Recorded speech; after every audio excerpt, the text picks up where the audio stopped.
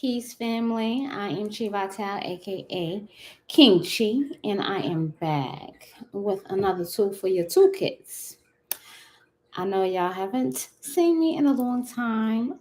I'm back. I want to continue this conversation, which is pretty interesting concerning our usage of coffee in our spiritual rites. So I'll wait for you all to tune in. Let me see them teacups in the chat. If you're ready to take further notes on your practice so that you'll be all the way prepared and do this thing correctly. What up? What up? What's up, Aki? What's up, Lottie Shy? What's up, Emerald Jade? How you doing? What's up, Nikki?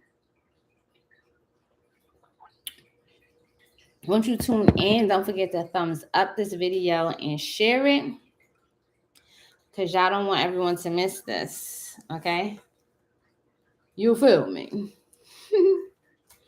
So I just wanted to brief you all on some of the directional magic that was shared with you and give you a little more insight as to why we do the things the way we do them.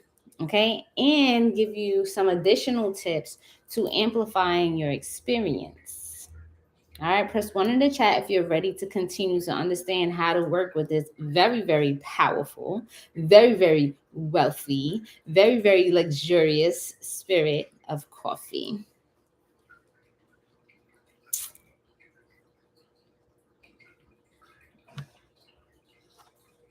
All right. All right. All right. What up, Ngome? All right. So, first and foremost, let's talk about the coffee plant.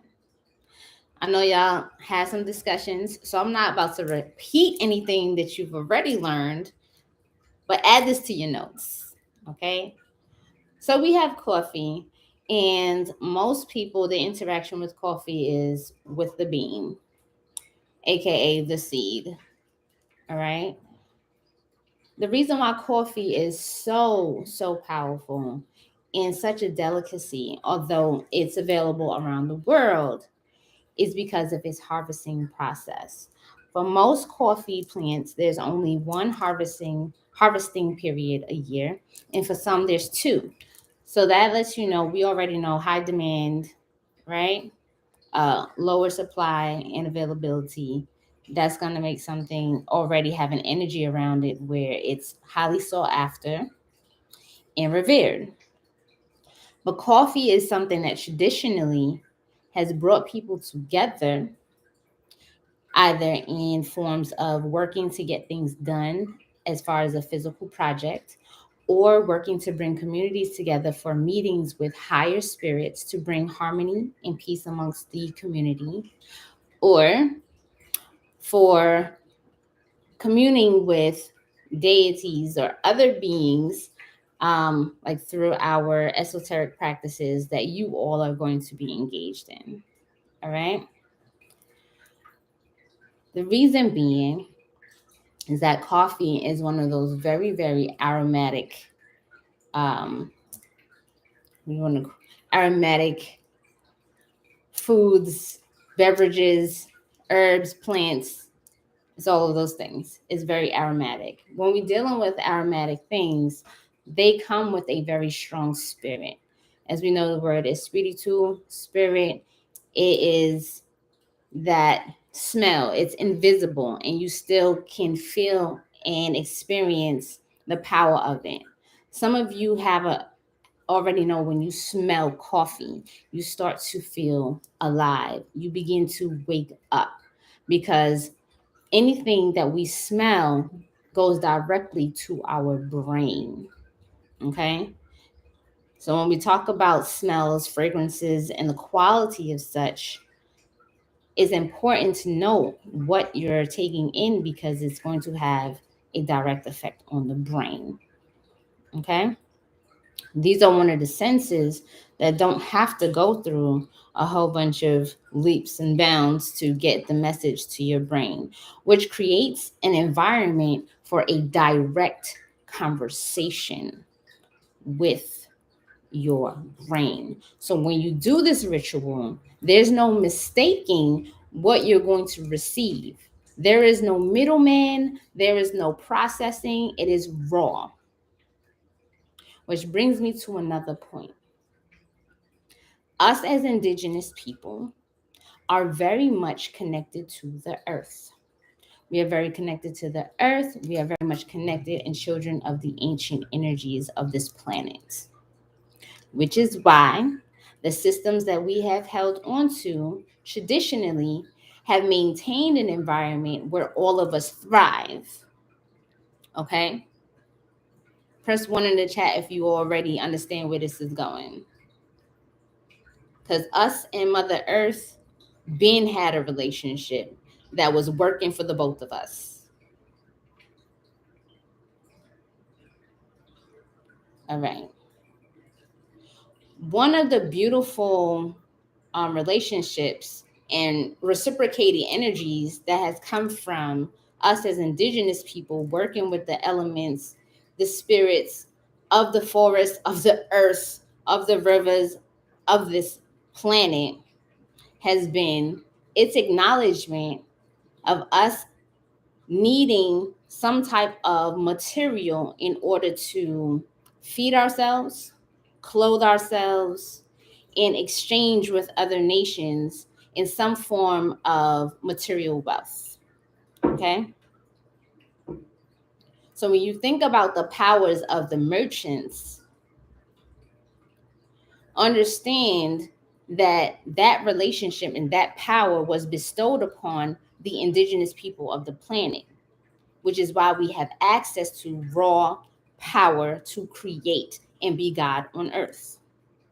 It's very important that you understand that and that you tap into that when you approach the spirit of coffee, because it is going to be a part of your creative process and being gifted the secrets of what is going to bring you personally more wealth into your life. Press one in the chat if that makes sense.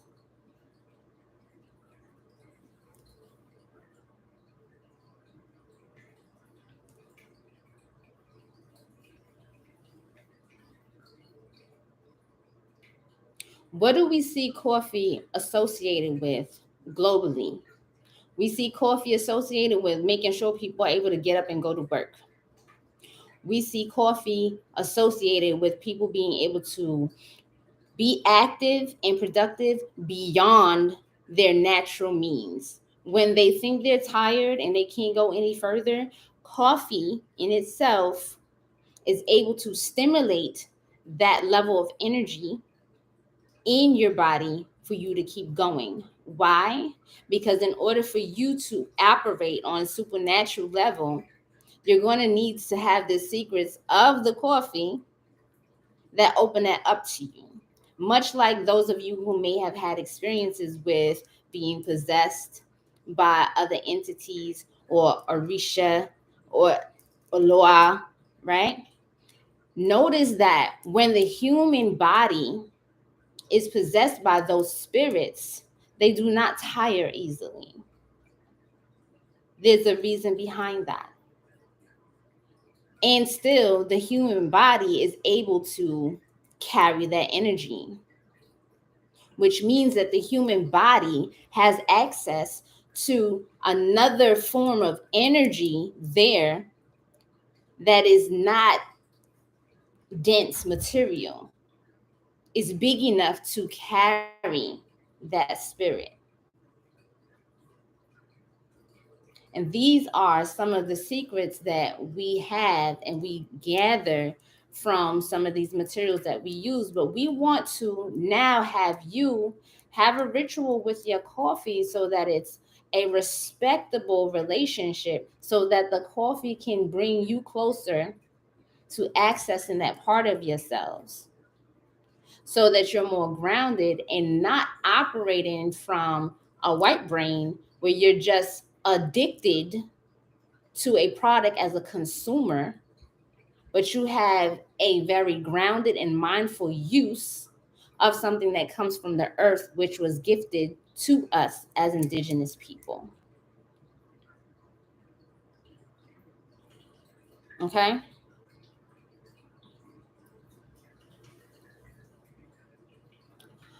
All right.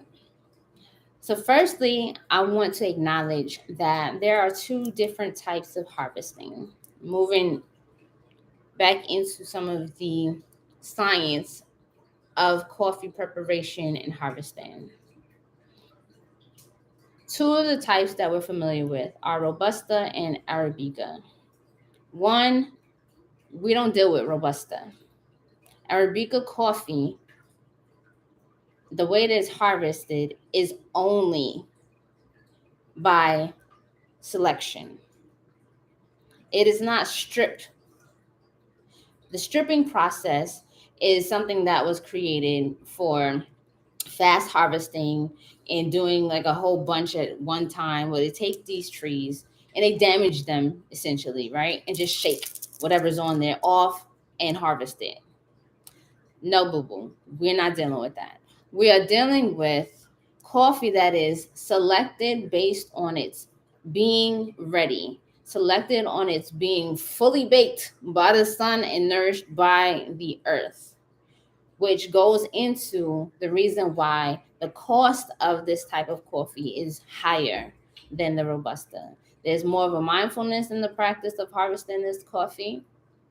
And when we're dealing with fair trade, coffee, those individuals who are working on the farms to harvest this coffee, they benefit directly. Their communities benefit. This is not just stripping from the earth, making a dollar, and then everyone goes about their business and people are living in poverty. Okay, because all of those things are connected to your karma. So you want to know exactly how you're receiving your products and what kind of energy is around your coffee. All right. Also, note that the coffee bean grows inside of a fruit. I don't know if you all know that, but the coffee is actually a cherry. It's called a cherry. It's a fruit that protects the bean on the inside. So the fruit, y'all know, collects all of this data, all of these nutrients around it. And there's so much for you to receive once it has been grounded, roasted, and so forth. So, directions. Y'all were instructed to, I believe, sit in the northwest direction. But I want to, just a minor correction, you're going to be in the northeast. And the reason being, I'll tell you why. Okay? For those of you, most of everyone who's practicing with Vedic science, and it's common in other ancient practices with working with energies. I'm not going to mention them because I don't want y'all to be all in the business. But this is how it goes, right? To the north of us is where we can call on very, very high ranking energies to help and assist us in our spiritual growth. If we're looking at doing magic and benefiting our lives, we're not looking at a quick fix for wealth. We're looking at going to the root of where wealth is born. And that is in the wisdom of these high ranking entities that come forth. So we have the direction of the north, facing the north, which is considered the direction for the Brahmin. Beyond the politics of it all, the Brahmin is represented as the highest ranking spiritual person, the person who has access to working with and communing with the highest ranking deities available to us. Okay? Through your practice, whatever rank you are by birthright, you can level yourself up. But if you're going to be doing a ritual so that you can meet with this deity of coffee, the spirit that brought it forth for our people to benefit from, you will place it in the north or in the northeast. Why the northeast? Northeast is associated with Vayu. Okay?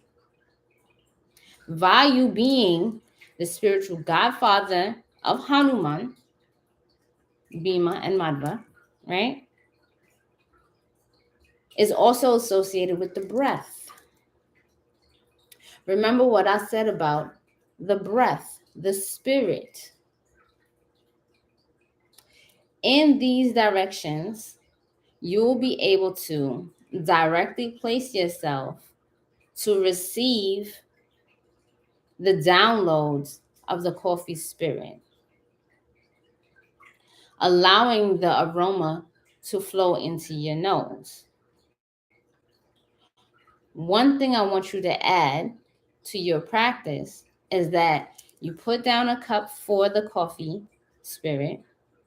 You put down a cup of coffee for yourself. Do not add sugar to your coffee.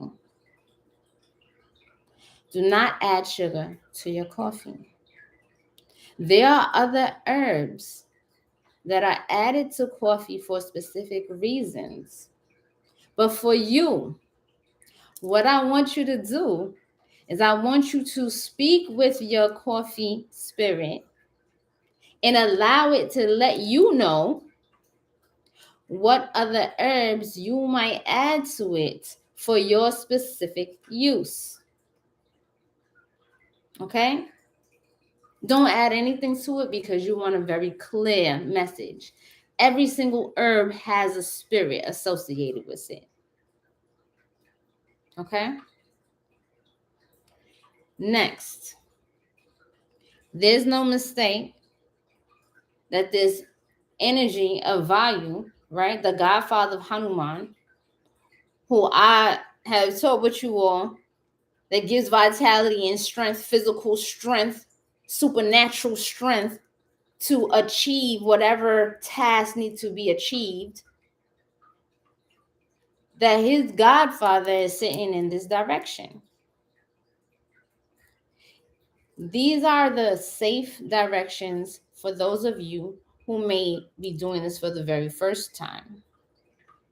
I know it was shared with some of y'all that y'all can even microdose, but I just want to give you just an inkling of warning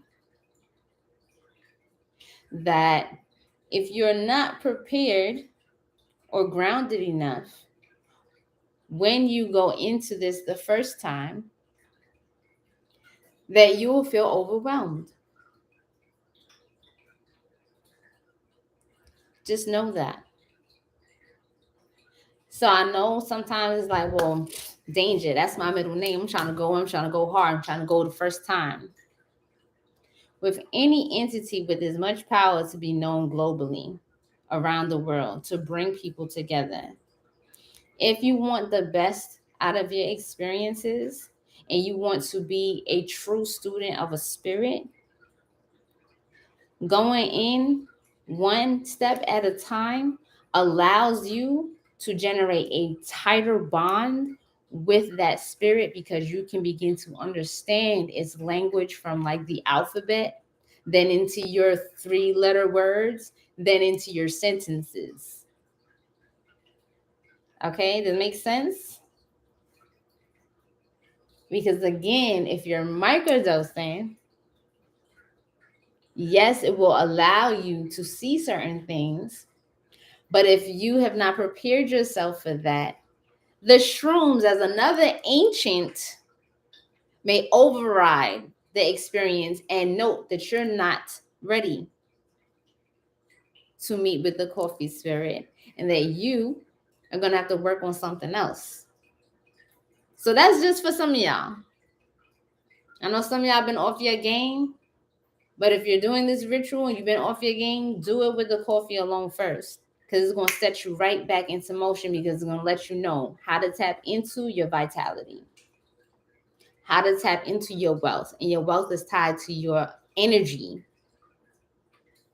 How much energy do you have to get things done?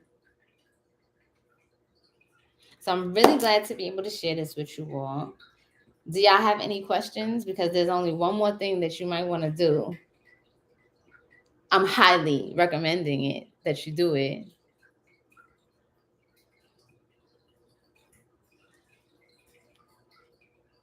Is that if you have some oud chips, okay?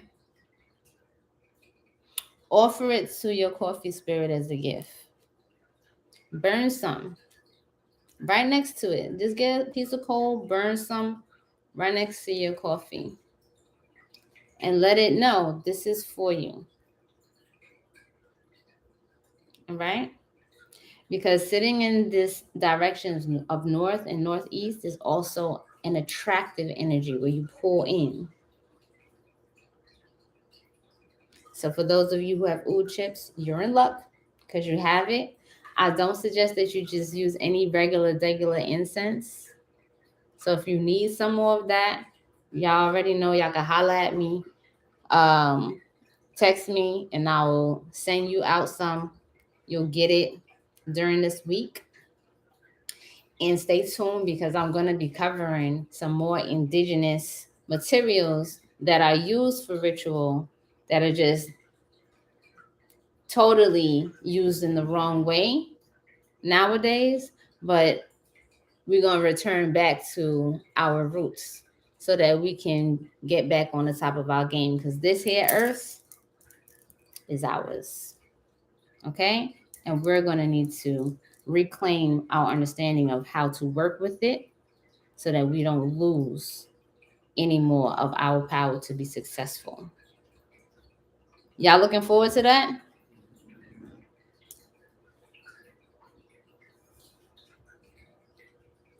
All right, y'all. I'm going to just put my number in the chat.